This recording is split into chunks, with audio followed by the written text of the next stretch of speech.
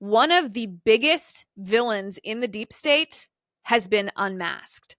A man with incredible power who once admitted he voted for a Communist Party candidate before he served in one of the highest positions in the Barack Obama administration.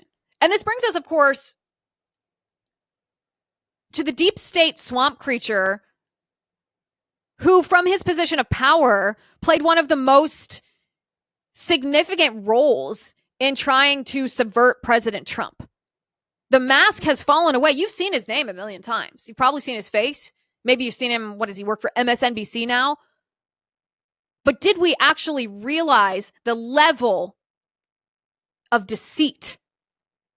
Did we realize the Machiavellian nature of Barack Obama's CIA Director John Brennan? New declassified analysis that Tulsi Gabbard released today of this phony Intelligence Committee assessment shows that Christopher Steele's dossier, which the FBI and the CIA knew from the day that they found out that Hillary Clinton and the DNC were paying Christopher Steele to create that phony document in an effort to try to smear Trump, they knew it was false. And they hid that from the public. And then they included it in Obama's briefing. It was John Brennan who personally rejected requests from the CIA to not use the dossier. It was John Brennan that said, yeah, I know it's not true, but seems like it could be, huh? And that's a paraphrase. To John Brennan, the ends justify the means. This man, if you look at the pattern of his behavior, this man has no boundaries, no respect for the boundaries of the law. Not only did John Brennan attend the December 9th meeting that President Trump convened in the Situation Room to invent the phony Intelligence Community assessment that falsely accused President Trump of working with Russia, John Brennan was the one who included the Steele dossier in the phony Intelligence Committee assessment. He's the one who made the decision to include unreliable sources. He's the one who blocked reliable sources that refuted his fake claims. He's the one who orally communicated so as not to leave a paper trail that could be debunked. He communicated a tip that Putin helped Trump. He refused to put that through intelligence community channels because he knew it would be immediately fact-checked and refuted. This behavior we are discovering with John Brennan is not isolated to Russiagate. This behavior is a pattern. Shortly after John Brennan became director of the CIA back in 2013, he was caught allowing his agency staff to spy and hack into the computers of staffers in the Senate, because the staffers in the Senate were investigating something that John Brennan had been a part of when he was in the CIA, but a little bit lower on the food chain. John Brennan was a vociferous defender of the post 9/11 enhanced interrogation program, the waterboarding stuff. John Brennan was a defender of that. And when the Senate began to investigate whether there were abuses that happened in that program, John Brennan, as newly installed CIA director under Barack Obama, allowed his employees in the CIA to hack into the computers of the Senate staffers to see exactly what the Senate staffers knew. When the Senate was investigating what Brennan did, he spied on them. And when he was caught, when it was uncovered that the CIA had hacked into Senate staffers' computers to see what they were investigating, when he was caught, he lied. John Brennan lied and denied the allegations for months and months until it became too obvious that he was lying. And it was only at that point that he admitted that agency staff had in fact spied on Senate staffers, and then he tendered an apology. Take a look at this. This morning, the White House says President Obama still has confidence in CIA Director John Brennan. He was forced to admit Thursday that the agency spied on Senate staff members. Nancy Cordes is on Capitol Hill, where Brennan denied those charges for months. Nancy, good morning.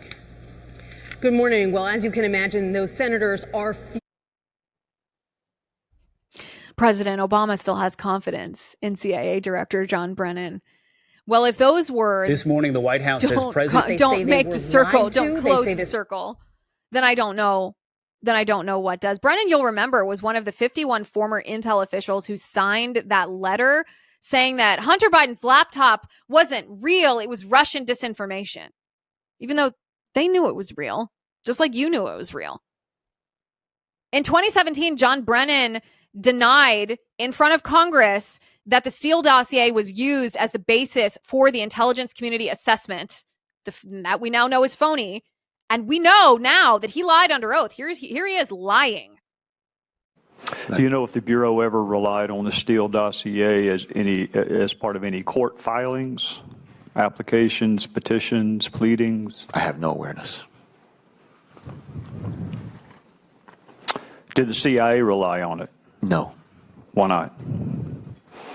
Because we didn't. It wasn't part of the corpus of intelligence information that we had.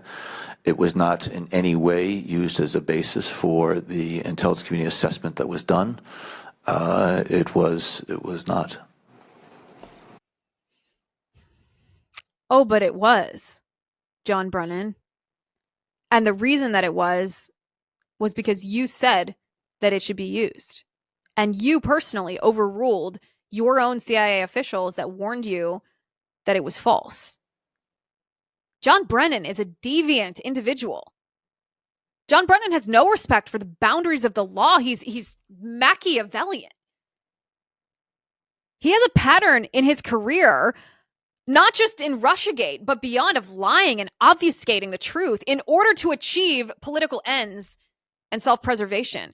And my question would be, if he is willing to do whatever it takes, if the ends justify the means for this deviant man, what are the ends that he seeks? What is his ultimate goal? Well, the only way to answer that question is to analyze the man himself and his beliefs. What are his ideologies? What does he value? What does he want? John Brennan admitted to CNN, of all places, that in 1976, he cast his vote for president for a communist party candidate named Gus Hall. John Brennan voted for a communist to be president. He later called it a youthful indiscretion, but a short 4 years later, John Brennan was an employee of the CIA. In fact, that's the basis for John Brennan telling this story, is that during his polygraph exam to enter the CIA, they asked him if he had ever been a part of any subversive organizations. And he admitted that, well, I wanted a communist to be president of the United States. And again, he dismissed this as a useful indiscretion, but his vote was in 1976, and he joined the CIA in 1980. That's 4 years. 4 years, you're probably wearing the same jacket. That's hardly an indiscretion from your past. And you have to wonder how influenced John Brennan was by his youthful adherence to the communist ideology. We've seen John Brennan's face 100 million times. We've heard his name in reports. He's always in this group of Comey and Clapper and Brennan and Susan Rice. But did we actually look at the man? Did we understand the depth of deviance in his behavior, his manipulative, deceitful absence of all social and legal boundaries in order to help him obtain power at the expense of morality and ethics? Maybe there's a reason why John Brennan was so up in arms when Tulsi Gabbard was nominated by President Trump to be the director of national intelligence. Maybe John Brennan knew what was coming. Speakeasy in the live chat says there's no statute of limitations on treason, sedition, or high crimes. Send it to Pam Bondi. From your mouth to Pam Bondi's ears. This is her big test. Is she going to serve justice? Or is she going to stage another attention-hungry media spectacle? I charged James Comey and John Brennan with perjury. They'll serve 30 days. Or is she going to serve justice?